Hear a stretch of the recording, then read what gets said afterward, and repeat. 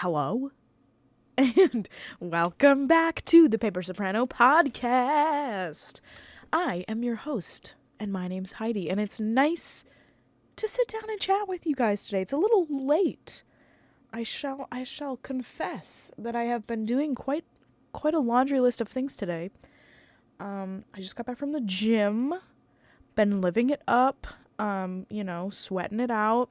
I went with my friend Kat today because I can bring a friend.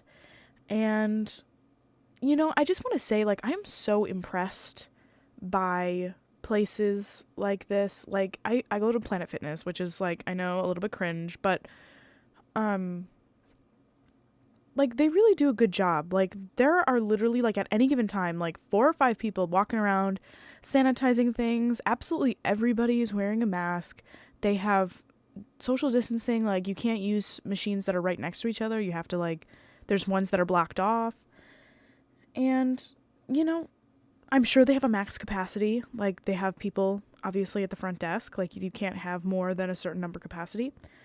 So I just want to say that I am extremely grateful that I have the opportunity to do things like this in this COVID time. If anybody's listening to this in the future, this is being recorded in March of 2021.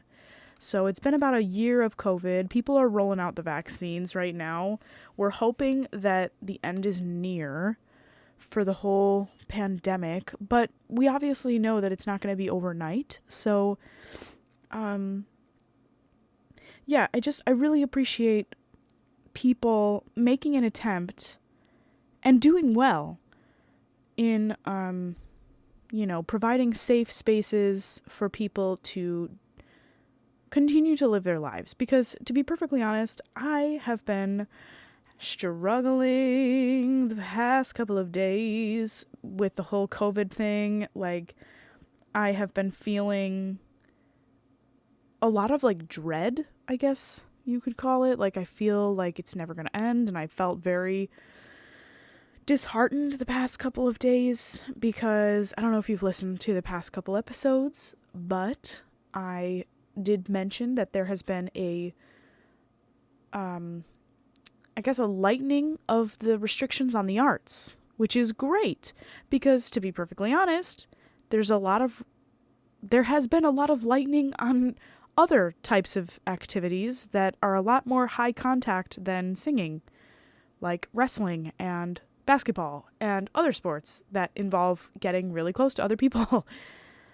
So there has been a lift in the arts, but I currently attend a university, and, things happen slowly at universities, and it's very upsetting because there's a lot of bureaucracy and a lot of, trickle-down kind of things. I don't know. It's very frustrating. So I don't expect my university to really have things happening, right quick. But it's very frustrating to me because other universities, one of my previous alma maters, Fredonia, has been, going through and making it work through the pandemic. And there has been in-person learning, super socially distanced. I don't know. It's frustrating to be jealous of other universities when your university isn't necessarily, it feels like they're not doing everything that they can. You know what I mean? It feels like they could be doing more. And I know the facilities are limited for us musicians, but there are a lot of other buildings. There's a lot of space. It's getting a little bit warmer out. Let's make it happen. I don't know. Is there really no space? Is there really no area for us? Because I think there is. I'm sorry. I think there is. I think people just aren't necessarily willing to go through the work of, I don't want to say that because I know that there's lots of meetings. There's meetings up the wazoo. Meetings, I know. But have we considered putting people in other buildings other than the music buildings? Have we considered, being in person as the priority? Because sometimes there's a really safe way to do things, and other universities are doing it, and they're shelling out the money to do it, and they care about being in person because they know that it affects people's mental health when, us as musicians have been literally deprived of the thing that we're trying to do for a calendar year. And they know that that's a huge deal. So they're making efforts to do it. They've got those big old plexiglass things. They're putting them in the rooms where some of them are even like Skyping into other rooms, and they're literally in separate rooms. Some places, I know Fredonia is doing rehearsals literally in like the biggest auditorium that they have, and they just socially distance. They wear masks the whole time, and socially distance, I mean like 20 feet apart. Like no question that they're far enough apart. Like they're in the seats of an auditorium. So it's just very frustrating because a lot of work goes into doing things at home and trying to make music alone, but also with others. Like I'm trying to make music right now by myself, and yet with others at the same time. Like it's a complicated process. But I've just been a little bit disappointed the past couple of days about this news because I was so excited to hear it, and I was so hopeful, and maybe a little too high expectations. But I kind of just thought that we would, as a university, at least have conversations about this, or, people would come together and be like, let's do all that we can to get together and be together, because that should be, in my opinion, being together as safely as you possibly can. That should be a priority, Anyway, I'm going to jump off of that there because it makes me sad, I really just want to make music the way it's supposed to be made again. And I almost don't buy the whole thing that's like, oh, this recording isn't going to go away. Like, I get that for solo pieces, but not for collaborations. No way. No way. There's just no way. People do not want to collaborate over the internet like that. Until we have better software, until we all have better technology to do it, it's just not going to be good. It's just going to be subpar. And it's frustrating because I am so grateful to be surrounded by so many brilliant, brilliant musicians. And I'm just disappointed. That's all I have to say. So, anyway, it's Friday. It's Friday night. I was so surprised. Went to the gym, right? And then I'm like, oh, I've got to get some beverages for the weekend. What? For the weekend. And I go to this local little beer shop, right? That's on the street that I live on. And they're closed. And it was 10 minutes to 8 or 10 minutes to 9. And I was like, that's weird. Okay, whatever, no prob. And I was like, I know another one way down the street. I'll just go there. And I was risking it for the biscuit because I have no gas in my car right now. LOL. But I went there and it was closed as well. And it was 9 o'clock when I got there. And I'm like, wait a second, is it not Friday? I was looking at my phone and my watch. I'm like, what time is it? Where am I? Oh my God, wait, it's almost 10 o'clock. I am so confused. I have no concept of time. What's going on? Where am, for real, where am I? I'm so confused. Oh my God. Yeah, dude. I don't know. I'm very confused. I try to support local businesses as much as I can because, yes, obviously you could just go to 7-Eleven or, you could go to any other, bodega or, little store or whatever on the side of the street. But, there are these specific little beer shops, very specific. They only have, beers and sours and IPAs and all of those like kitschy little things. They've got a huge selection because it's all they do. And I'm like, yeah, that's cool. I like places like that. It's like going to like a pastry shop or going to a bread place, you know, or going to a jeweler or going to, you know, like a bike repair shop that like literally that's all they do. They just specialize in one thing. I think that's like such a thing that we miss out on. Like there's no specialty things anymore. And I know there are, but like, you know what I mean? It's all like convenience stores, like big stores like Walmart and Target and, you know, TJ Maxx, Home Goods, like everything's just all in one place. So I like going to little shops like that, but they were closed. And I'm like, what? Hello? So now I am currently making some sushi rice and I have some nori and I'm going to wrap up some little hand rolls. You guys, you know, it's not going to be anything fancy, but I'm going to live my life. It's going to be a nice little quiet Friday night. I also, oh my God, you know when you're looking around your apartment all week and you're like, ugh, like I'll just clean this or I'll pick that up in a couple, you know, minutes or whatever. And then you just don't. And then it's like Friday night and you're like, you've basically been Gordy from Ned's Declassified School Survival Guide. You've basically been saying, I'll let the night guy get that. Oh, I'll let the night guy get that. I'm going to let the night guy get that. Like the janitor from Ned's Declassified. Do you guys remember that show? Ugh. Dude, if you do remember Ned's Declassified, you need to go on Instagram right now and you need to follow Devin Werkheiser, who played Ned. He is like popping off on Instagram. I don't know what his deal is or what his like goal is. He's also been making music and like putting out a lot of content. He streams on Twitch. Like he's just really going ham. I think he's like growing his hair out and he's like in California all hippied out, you know what I'm saying? Which is like, hell yeah, you know, live your life. Oh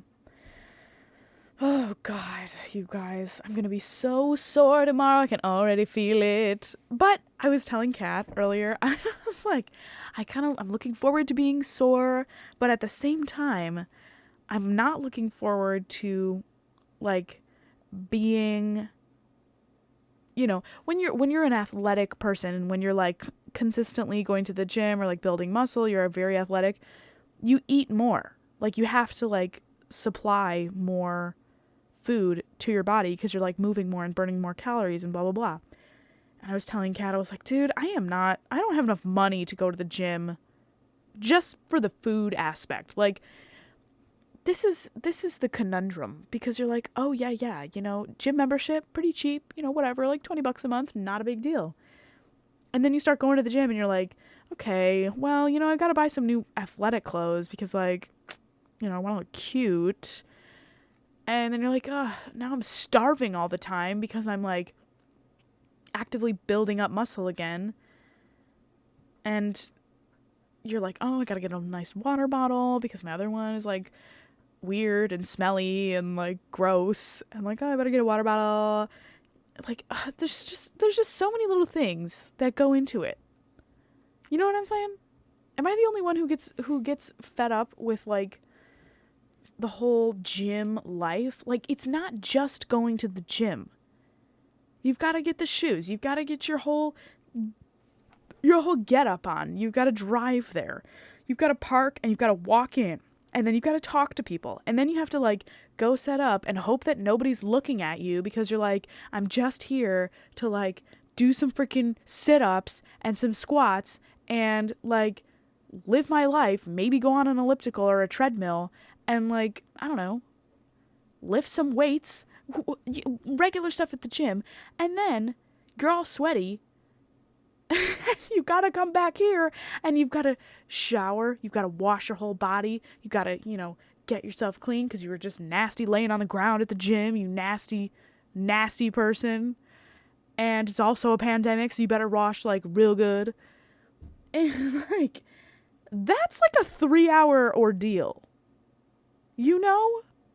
And then, after that, you're not finished. Oh, no, no. Because now you have to prepare, like, a meal for yourself because you're freaking starving.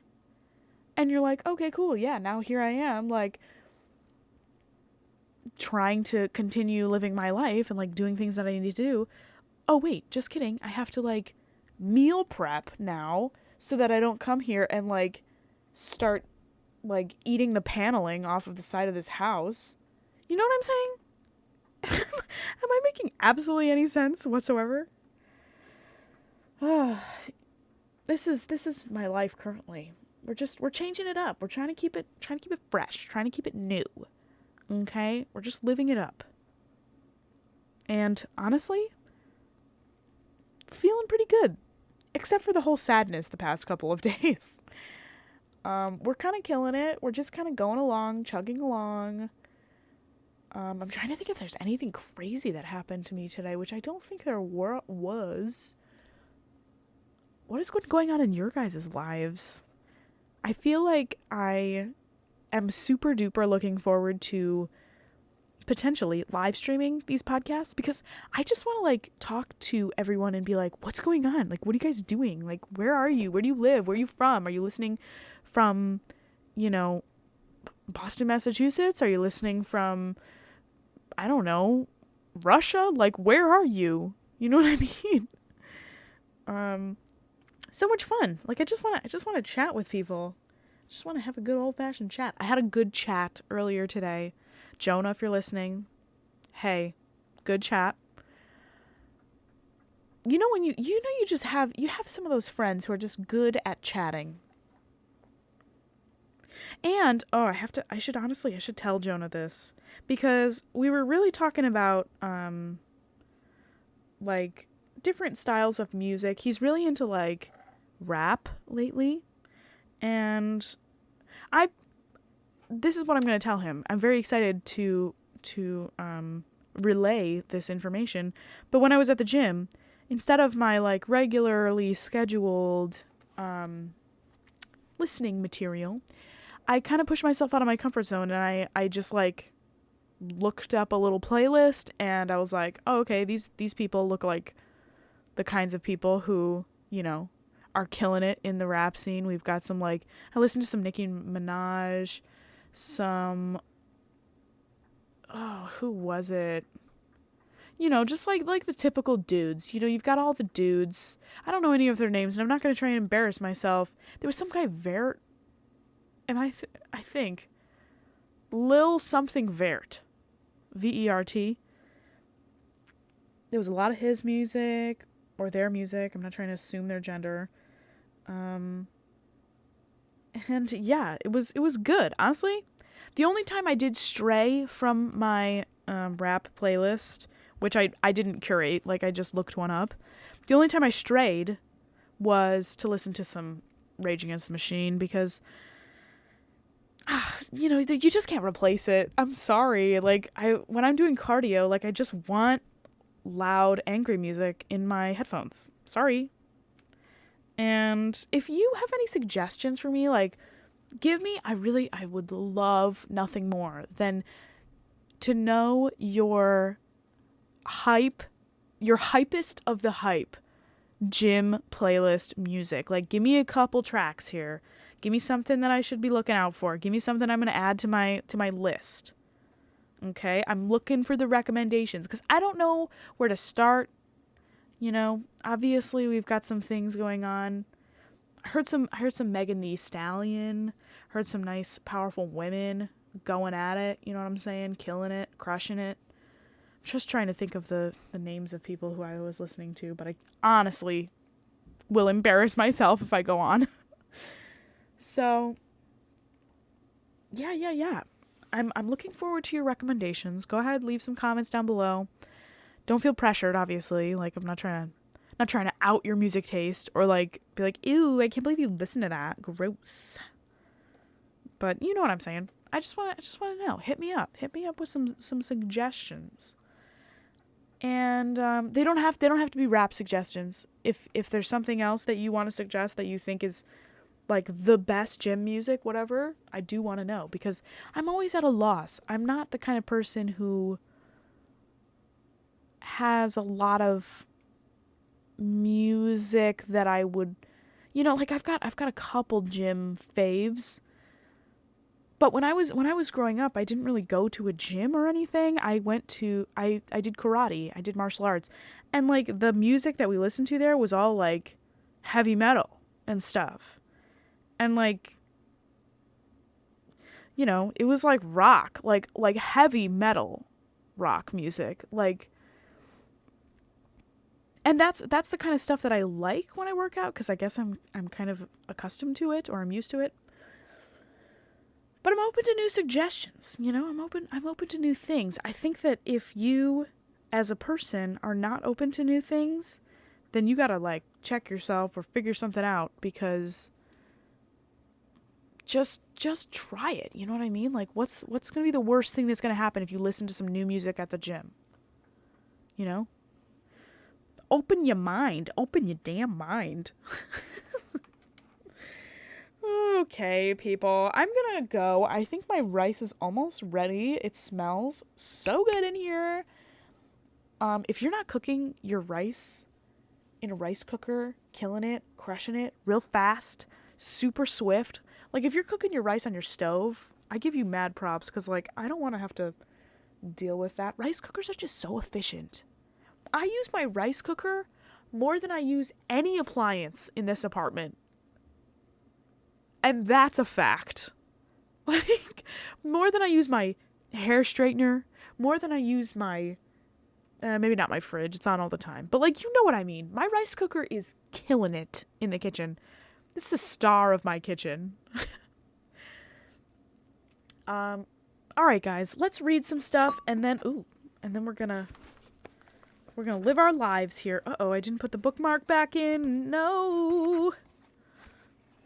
That's all right. Don't fret. Let's see. Turning the pages here. Oh my god, yes. Okay, cool. Let's see.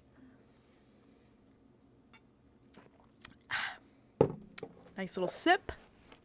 And today, happy to announce that in our segment here, our favorite segment on the podcast, or at least mine, is minute sketches of great composers, aka Heidi reads about dead white guys for a couple minutes, and we all learn something, or maybe we just take it with a grain of salt and we say, that's nice, and then we move on, because we never know what we're gonna get in this really old, crispy mothball book that smells like a library from 100 years ago, which is honestly good smell, not gonna lie. All right, so now we have here on our 99th page, oh my god, Georges Alexandre Bizet. His subtitle is, quote, "He proved quality to be more enduring than quantity," end quote. Born 1838, died 1875. Ooh, short life. Bummer. Yeah. Okay, here we go. The 37 years of Georges Bizet's life flowered in one grand opera, Carmen. He wrote others, but this alone lives on and has been called the one perfect opera. Damn. He went through the usual routine of training as a composer. He was born in Bougival, near Paris. Bougival, probably. October 25th, 1838, the son of a teacher of singing.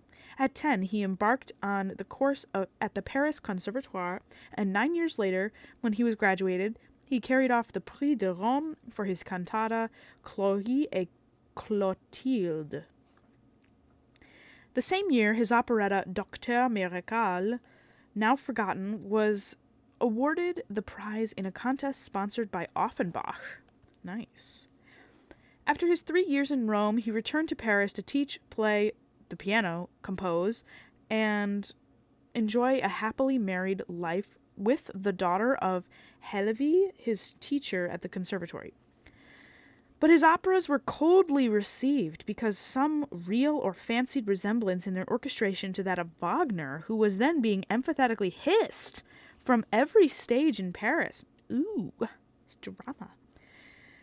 Even Carmen had to win a difficult way to recognition, although in enumerating its virtues, it's difficult to see why.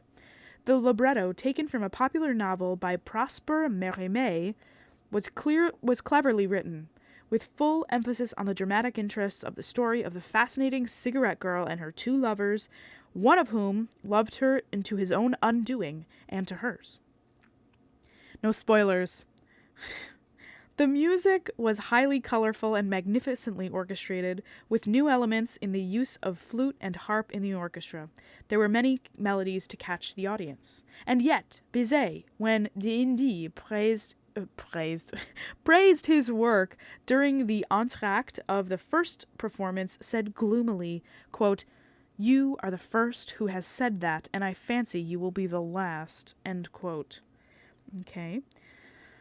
He left the performance not humming the Toreador song, but with tears in his eyes, convinced that yet another failure has been scored against him.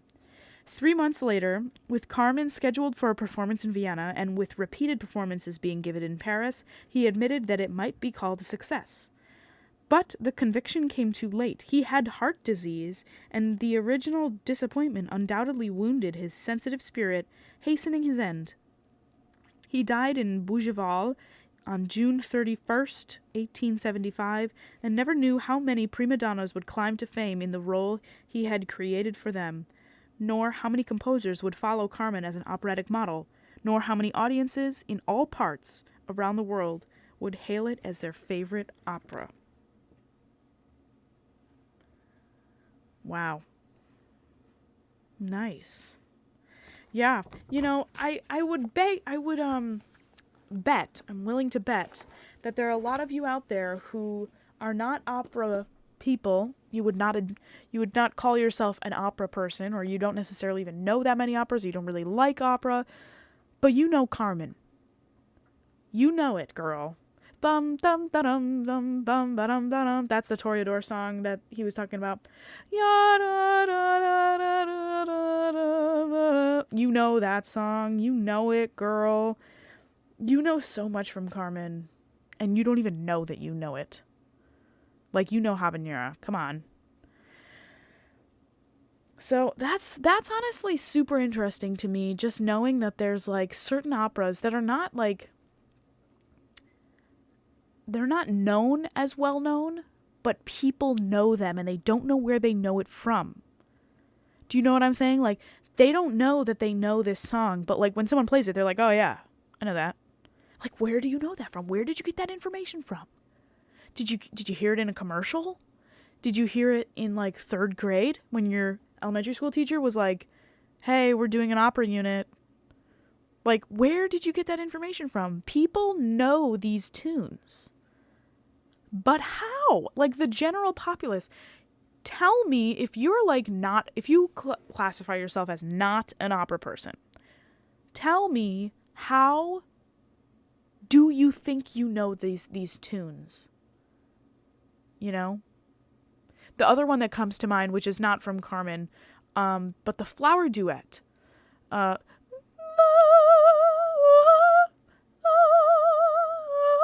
You know, like, you know that. You just know it. Where do you know it from? I'm so intrigued by this. I find it so interesting. Like, people just, oh, there's my rice. People just have this knowledge. But it's not like it's not in popular demand right now. You know what I mean? Like, they're not playing all over the world like they were when these were being written or when they were really popular. You know what I'm saying? Anyway.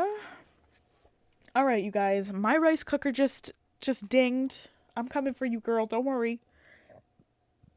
And, all right, I'm going to get my apartment clean. We're going to clean this apartment. A little Friday night manic clean. Yay. And I really appreciate you all watching this, listening to this. If you liked this podcast and you want to hear more, I do put out a podcast every single day. And this, of course, is the Paper Soprano podcast. named after my imposter syndrome. I, of course, am Heidi Schneider, and it has been a pleasure speaking with you today, having a little chit chat, a little Friday night chit chat, or whatever day you're listening to this. If you want to subscribe, you can go ahead and do that. You can also hit the bell notification. It'll notify you every time I post. And if you feel so compelled, leave me a comment or leave a like. Doesn't really matter to me. I appreciate you being here and, all of that. So just the fact that you listened to this point is enough for me. And yeah, you guys, I hope you have a wonderful morning, afternoon, evening, or night, whenever you happen to be listening to this podcast. And I'll talk to you guys all tomorrow. We're going to have a little guest on the pod. Spoiler alert, Snape kills Dumbledore. Guest tomorrow. All right, guys. I love you, mean it. Okay, bye.